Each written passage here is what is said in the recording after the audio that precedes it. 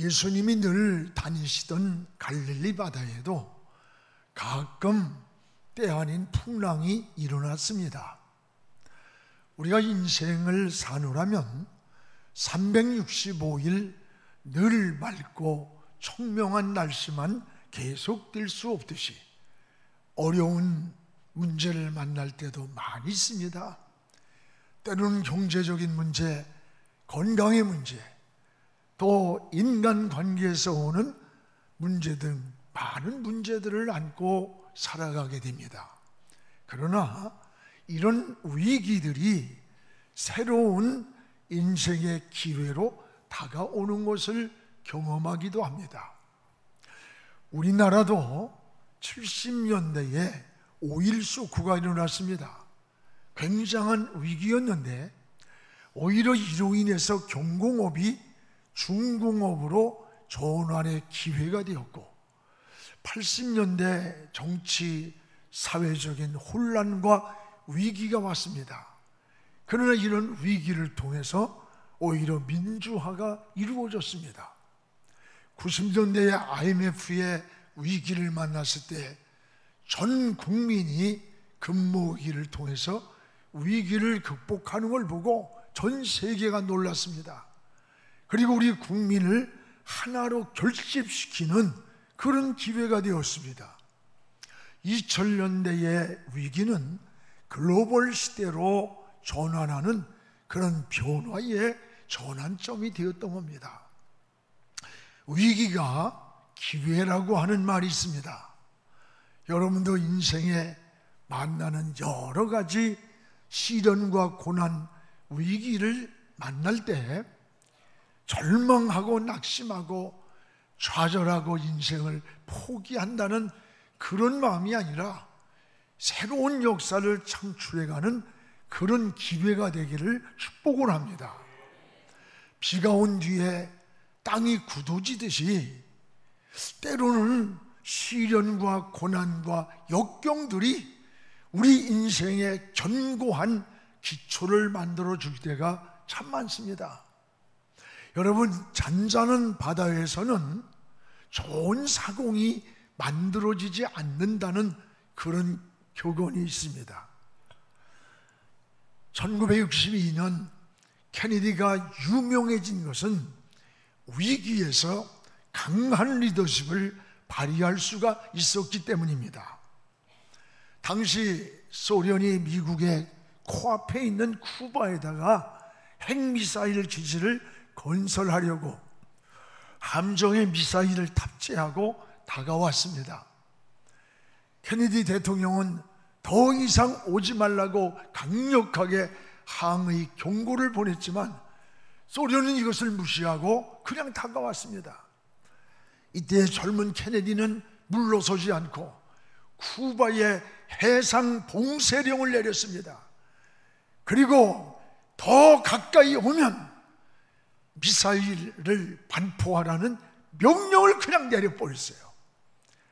전 세계대전이 일어날 수 있는 아주 위기의 상황에 전 세계인들이 긴장하고 떨고 있을 때였습니다.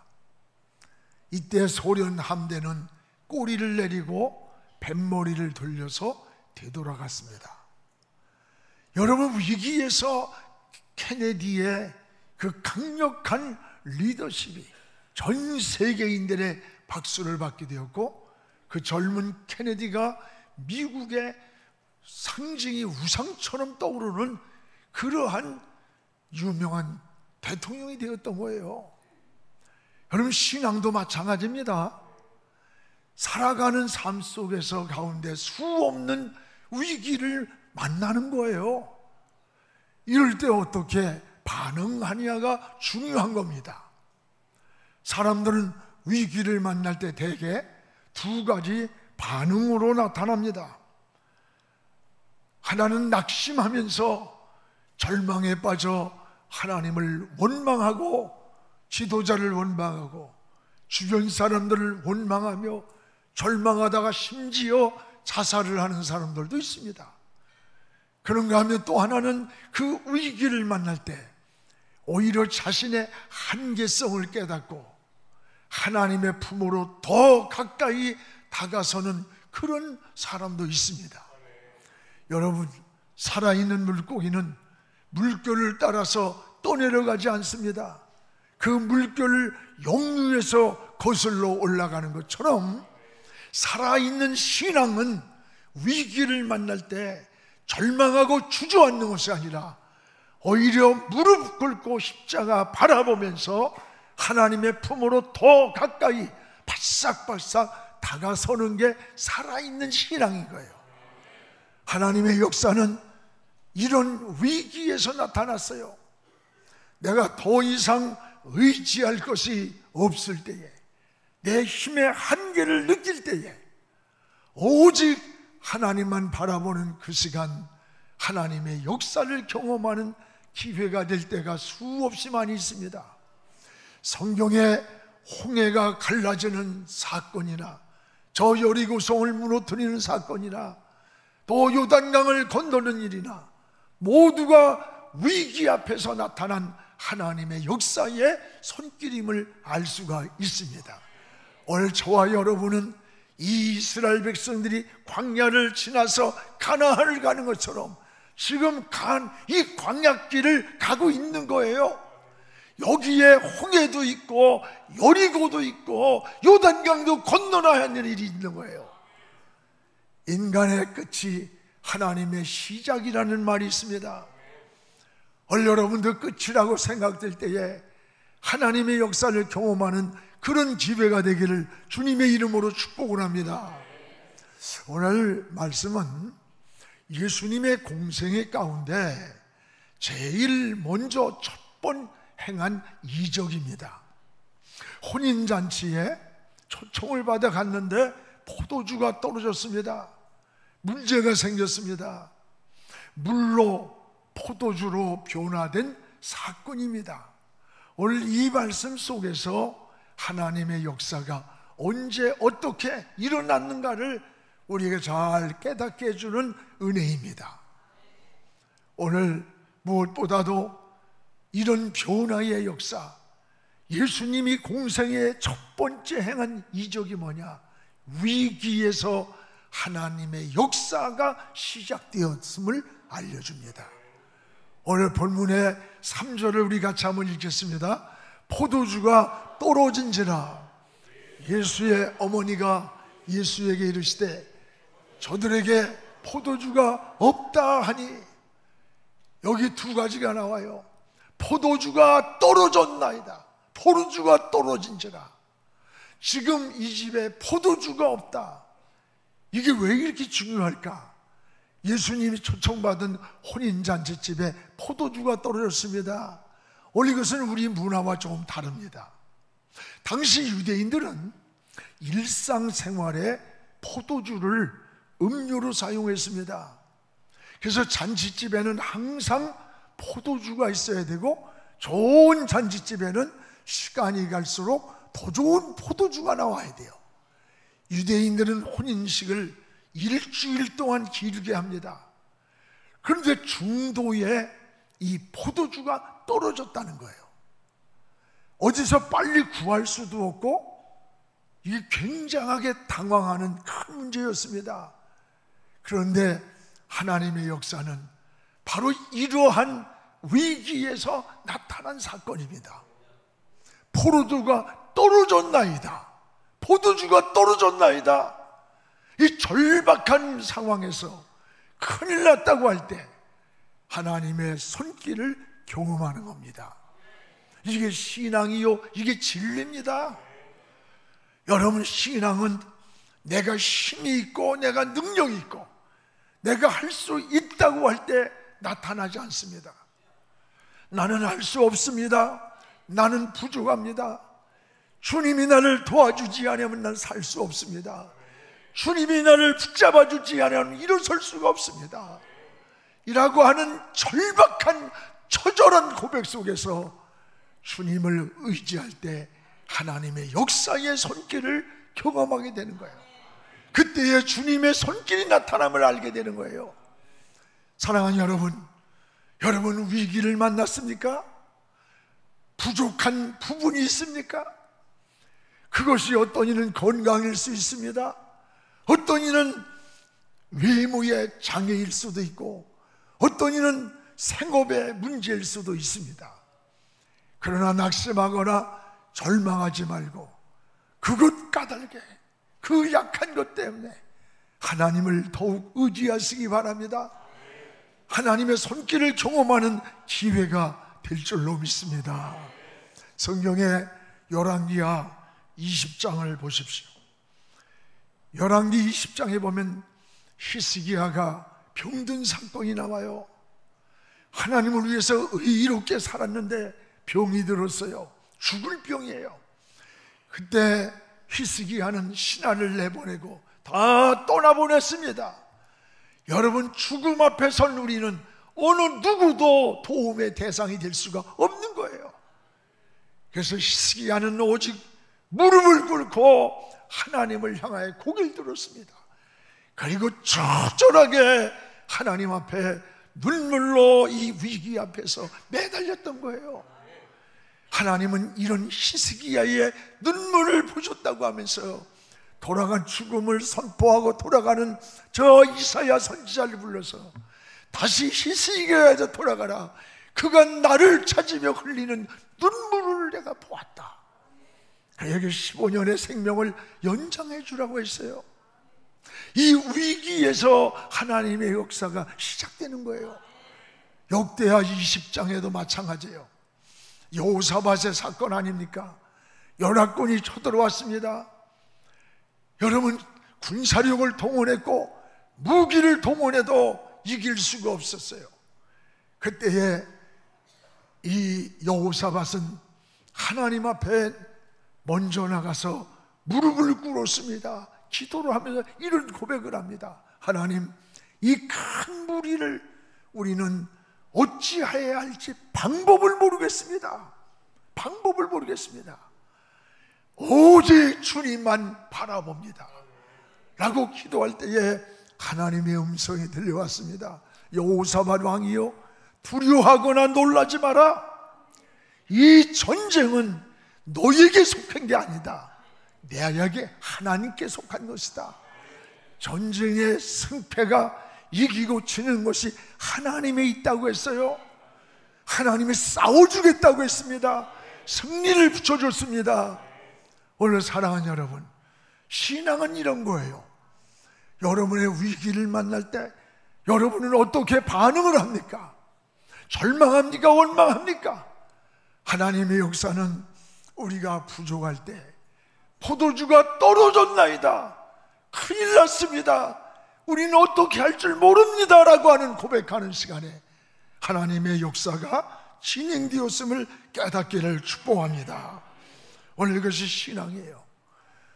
또 하나는 하나님의 역사는 순종을 통해서 나타났습니다. 오늘 5절을 다 함께 한번 읽겠습니다.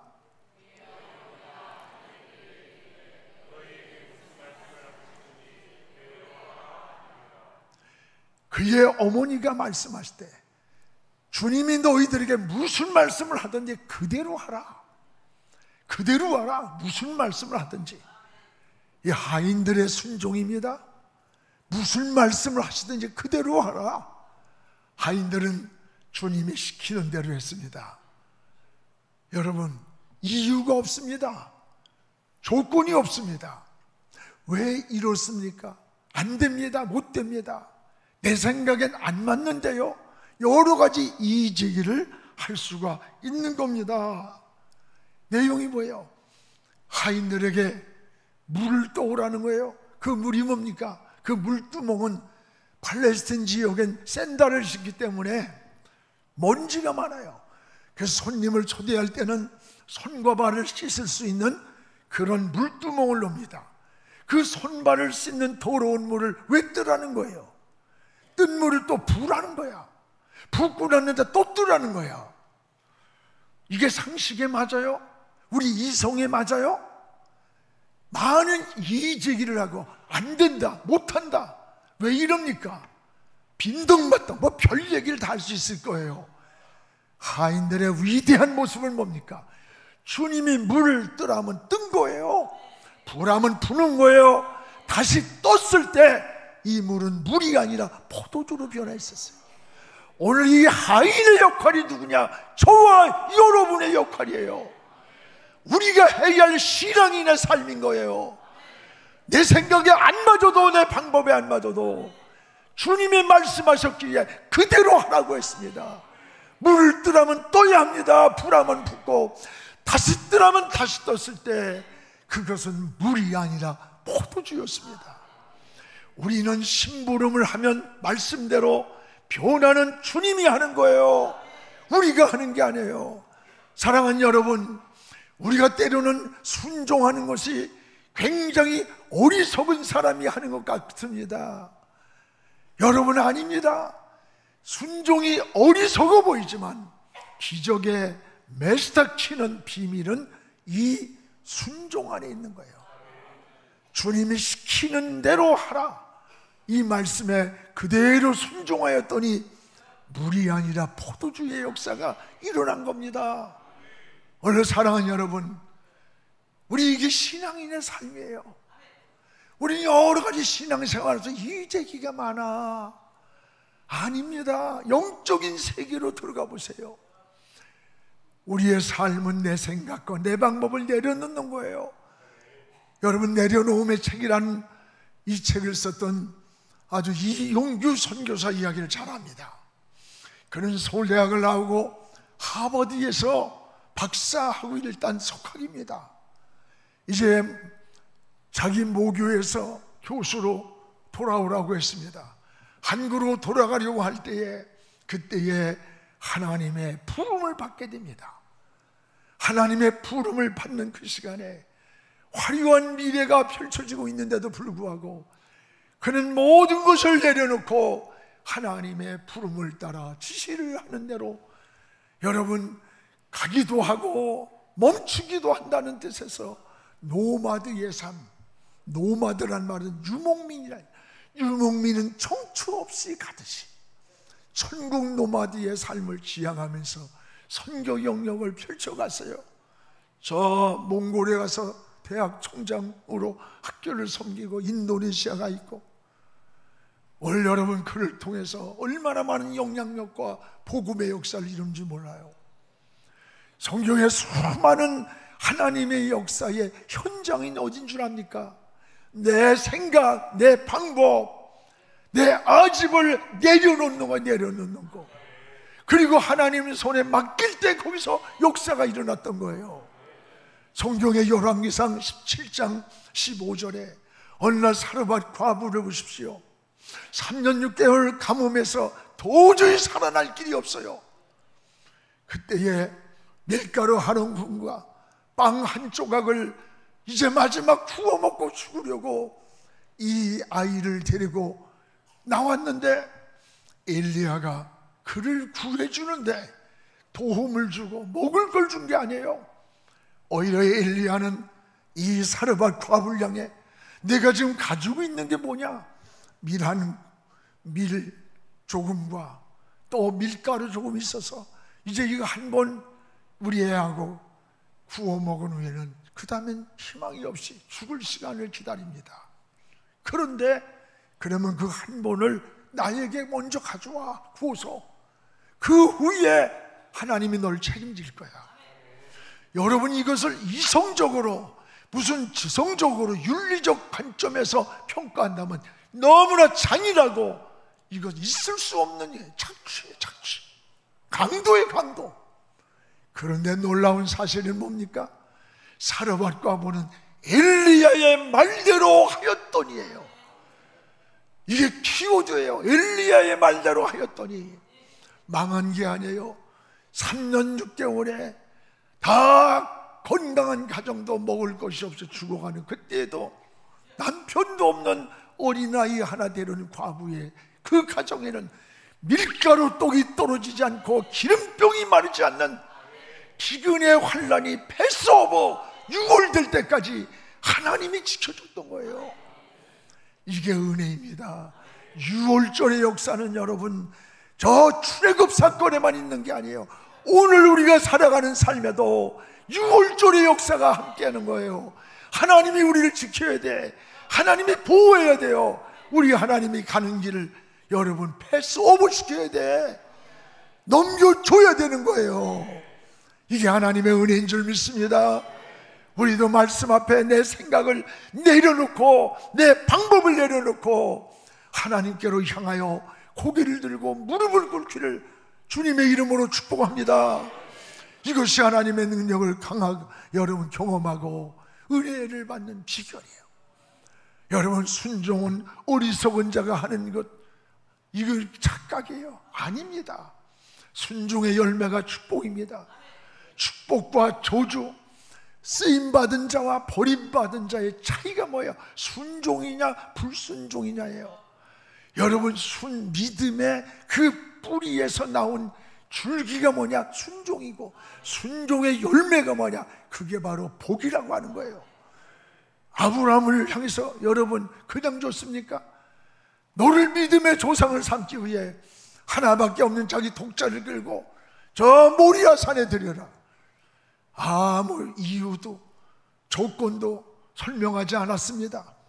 그 말씀을 듣고 아이를 데리고 3일 길을 가면 별의별 생각이 다 들었을 거 아닙니까? 그리고 마지막 모리아 산에 자식을 결박하여 드릴 때까지 하나님은 침묵하고 있는 거예요. 여러분이 어떤 헌신을 하고 기도할 때 중간쯤 하나님이 위로가 나타나든지 조금만 더 참아라, 조금만 더 인내라 하면 할 수 있는데 아무것도 안 보여. 갈수록 더 절망이 와요. 그러나 하나님의 명령을 따라 아브라함이 칼을 들려고 하는 그 순간 하나님의 음성이 들려오잖아요. 아브라함아, 네가 네 독자보다 나를 더 사랑하고 있는 것을 내가 알았다. 그 순간에 뒤돌아보니까 그 깊은 산중에 순양이 풀에 뿔이 걸려서 가만히 있다가 그 시간 바로 그 타이밍에 맹하고 우는 거예요. 그때까지는 하나님이 왜 이렇게 말씀하셨는지, 왜 이런 명령을 내렸는지를 몰랐습니다. 아브라함도 뒤돌아보며 그 순양을 잡아서 자식을 대신하여 제물로 드리면서 이렇게 고백합니다. 하나님은 나를 위해서 이미 제물을 예비해 놓았다. 여호와 이래. 그렇습니다. 여러분, 우리가 이 세상에 보낼 때는 하나님이 우리 인생에 살아갈 길을 예비해 놓고 있다는 거예요. 하나님이 인정하는 날, 하나님이 보시기에 임계점을 넘는 그날에 예비된 우리의 길을 하나님은 책임지고 있다는 것을 믿으시기를 축복합니다. 그런가 하면 여러분, 불순종으로 버림받은 사울을 보세요. 그는 불순종 때문에 사울 왕은 초대왕 버림받은 거예요. 여호와의 목소리를 청종하지 않았어요. 이때부터 여호와의 신이 사울을 떠났다고 했어요. 여러분, 여호와의 신이 떠나는 날부터 어떻게 됐습니까?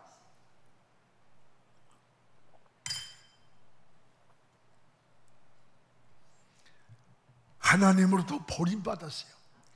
하나님의 영이 떠나는 시간부터 불안이 찾아옵니다. 두려움이 찾아옵니다. 모든 것이 적으로 보이는 거예요. 그래가지고 불안과 두려움을 어떻게 할 줄 몰라서 왕이 변장을 하고 신들린 여인을 찾아갑니다. 무당을 찾아가는 거예요. 점쟁이를. 근데 그 점쟁이가 왕인 것을 알아보고 당신 사울 아니야? 개망신을 당하는 거예요. 개망신을. 여러분, 사람이 하나님을 떠나면 그리스도인이 편법을 써. 자꾸 인간적 생각을 해. 그럼 뭐가 껴? 악한 영이 들어와서 야류하면서 우리 삶을 무너뜨리는 거예요. 그래가지고 자기의 사랑하는 사위를 갖다가 그걸 시기의 대상으로 삼고 창을 던져 죽이려고 하는 거예요. 이 미친 개같이 돼버린 거예요. 이게 여러분 하나님의 영이 떠난 자의 모습이에요. 우리는 어떻게 해야 삽니까? 신앙으로 살아야 돼. 믿음으로 살아야 돼. 불순종의 결과예요. 여러분, 하인들이 주님이 시키는 대로 하였더니 이 위기에 있던 잔치집의 문제가 해결되었습니다. 신앙은 믿음에서 머무르는 게 아닙니다. 그 믿음이 순종으로 갑니다. 그 순종의 열매가 바로 우리에게 나타난 은혜요 축복이라고 고백하는 거예요. 오늘 하인들의 순종의 결과를 보십시오. 하인들은 순종했고 변화는 주님이 하셨습니다. 하인들은 순종까지 한 거예요. 그 후에 어떤 역사가 일어날지, 어떤 일이 일어날지는 주님께 맡기는 겁니다. 오늘 7절 8절에 나오잖아요. 여기 7절에 보면은 항아리에 물을 주님이 채우라고 하니까 채웠다 그랬어요. 채웠다. 8절에 보면 이 물을 떠서 갖다 주라 하니까 그 채운 물을 다시 떴어요. 그리고 딱 떠서 갖다 주는데 그 시간이 얼마인지 모르나 그건 물이 아니라 포도주가 되어 있는 거예요. 하인들은 주님이 시키는 대로 순종하며 움직였던 겁니다. 이게 신앙입니다. 우리 신앙은 끊임없이 믿음으로 움직이는 거예요. 하나님의 역사를 바라보고 움직일 때 하나님의 손길을 경험하는 겁니다. 주님은 공중에 나는 새를 보라고 했지, 나뭇가지에 앉아서 꼬박꼬박 쫄쫄 졸고 앉아있는 이런 새를 보라고 하지 않았어요. 공중의 새는 가만히 앉아 조는 게 아니에요. 먹이를 찾아 날갯짓을 할 때 하나님께서 그 먹이를 준비해 놓고 있다는 했어요. 사랑하는 여러분, 하나님은 무엇인가를 이루기 위해 믿음으로 움직이는 사람에게 하나님의 지혜를 줍니다. 길을 열어줍니다. 앞길을 열어주시고 축복해 준다는 것을 깨닫기 바랍니다. 성경에 무엇을 먹을까 마실까 입을까 염려하지 말라고 했지 준비하지 말라고 하지 않았습니다. 염려를 하지 말고 여러분 준비하라는 거예요. 준비하는 겁니다. 무엇이든 최선의 준비가 인간이 해야 할 몫입니다. 나사로가 죽었을 때에 돌문이 여러분 열으라는 거예요. 아니 죽은 자를 살리실 분이 돌문 같은 건 바람만 하면 훅 불어도 날아가지. 이게 뭡니까?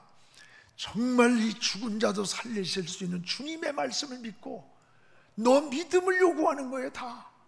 그래서 돌문을 여는 것은 사람이 해야 할 몫이에요.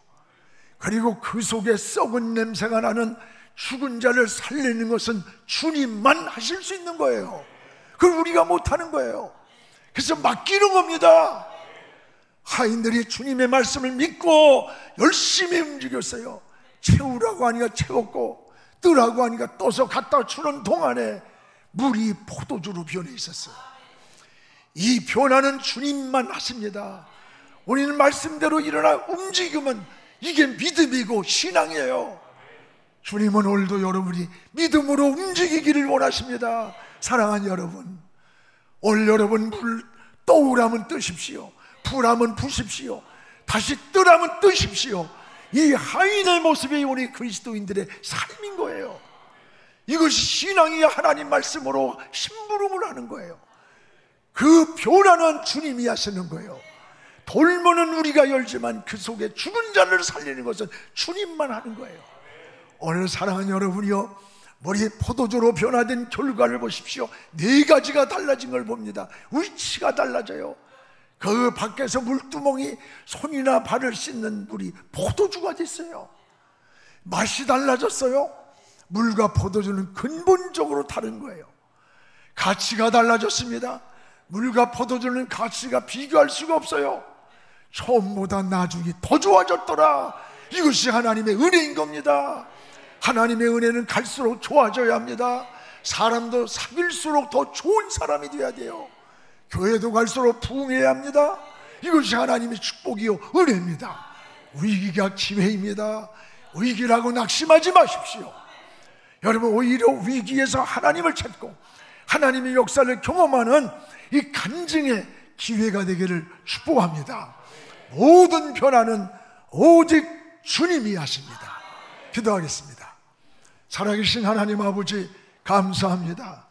오늘도 하나님 위기에서 하나님 아버지 기회가 됐고 위기가 축복의 변화였습니다. 우리가 인생을 사는 동안에 여러 가지 위기를 만날 때가 많습니다. 이럴 때 낙심하고 절망하고 인간적인 생각하지 않게 하시고 하나님을 바라보게 해 주옵소서. 믿음으로 무릎을 꿇게 하여 주옵소서. 그리고 주의 말씀을 심부름하는 저희들 되게 하여 주시옵소서.